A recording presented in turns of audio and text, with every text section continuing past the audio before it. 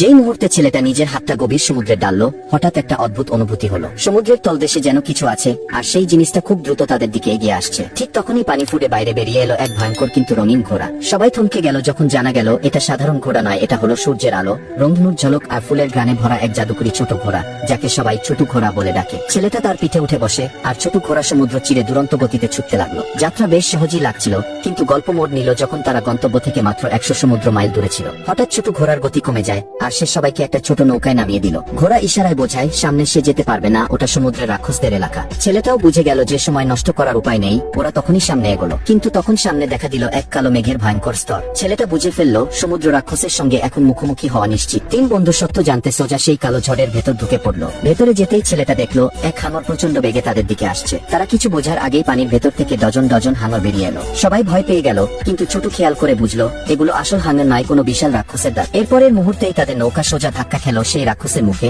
আর প্রচন্ড ধাক্কায় নৌকাটা ভেতরের দিকে টেনে নিতে লাগলো। সমুদ্রের শক্তি এত ভয়ানক ছিল যে চাইলেও কিছু করার উপায় ছিল না। চোখের পলকে তারা সবাই রাক্ষসের পেটের ভেতর পৌঁছে গেল। কিন্তু ওটা কোনো সাধারণ পেট ছিল না, মনে হচ্ছিল যেন ভাঙাচোরা একটা শহর। চারদিকে ডুবে থাকা নৌকা